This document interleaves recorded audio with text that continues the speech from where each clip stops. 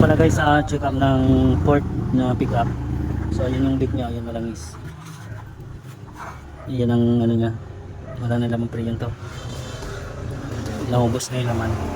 So i-check lang natin to. Saan ito?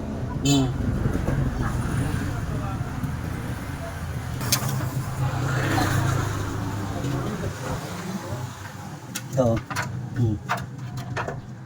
Vibration to. Saan?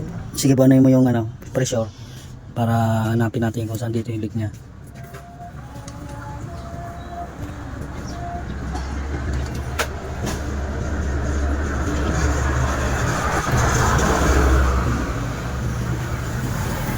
So yan guys, dito yung leak niya. May leak din siya dito sa o-ring niya. Yung sa fittings niya papunta sa evaporator. So yan may ano siya. May leak. Tsaka ito yung malangis. Tanggalin mo, grabe. Hindi, sandali lang. Hindi tanggalin niya. Tanggalan natin. Hindi tanggalin mo yung box. So yan guys, napalitan na ng o-ring niya, no? Yung high side niya lang naman na may leak kanina. So ganyan. Nilagyan ko ito yung o-ring niya. So napalitan ko na. Testing ulit natin.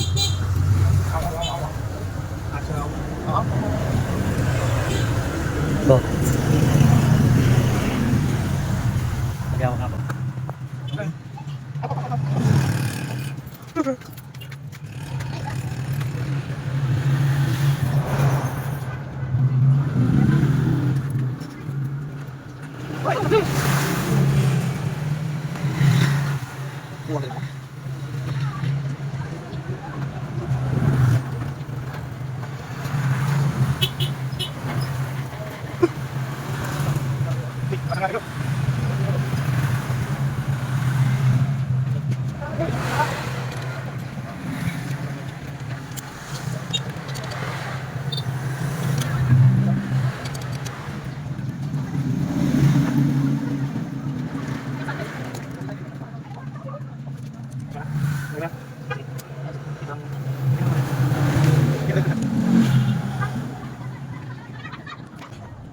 So yan guys, pressure ulit.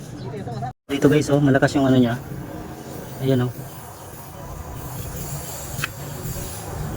malakas yung singaw niya dito. Ito yung malangis kasi kanina. Tatanggalin niya ito yan bago Guys, yung butas niya, ayan yan yung butas niya. So hihinang lang namin. So ito lang po. So ito yung butas.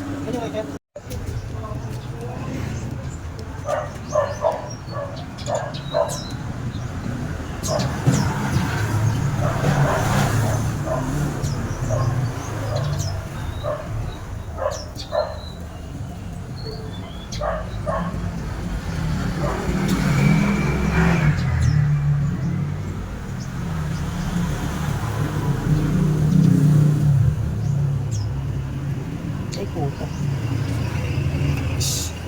Lumaki pa.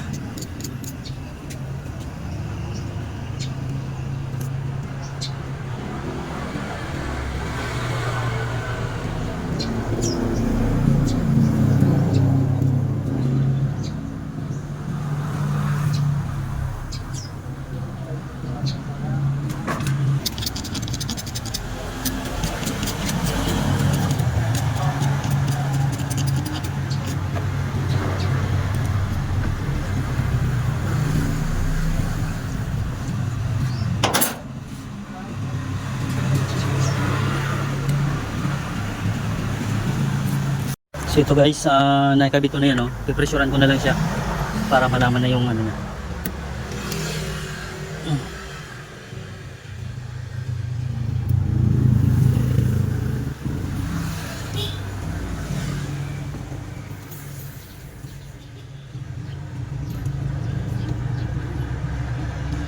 So pressurean na lang.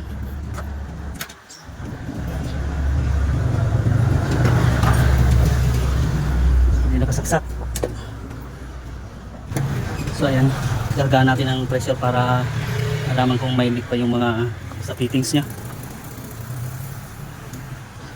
So bali ito yung hininang namin guys. So nag-kiskisan kasi sila dito. Itong dalawang tubo na to.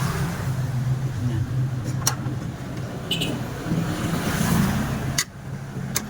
Ayan. Nilayo ko na yan pa ng konti para ano.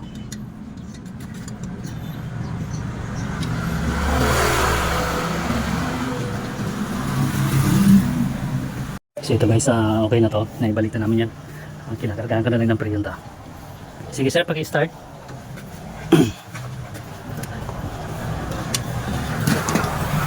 So ipa-start na natin guys. Yan. So yan, naibalik na yan. Ford na nga pa ng pick up to. Ranger na lumang modelo. So yan, gumana na.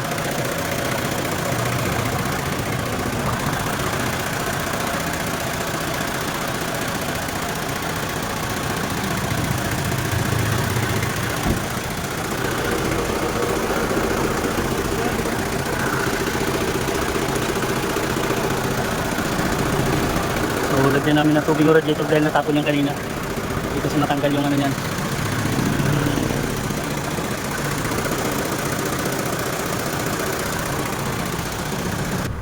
So check lang natin.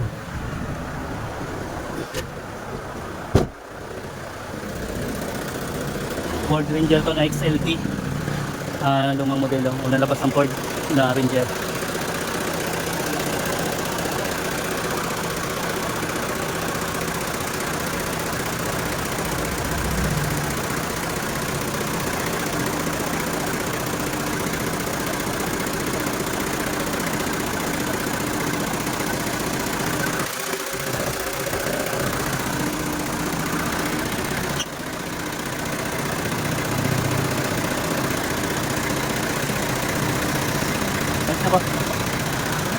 So yan guys, okay na yung karga na yan.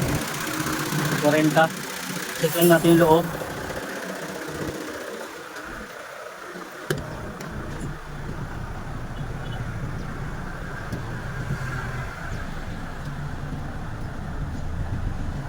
So ayan.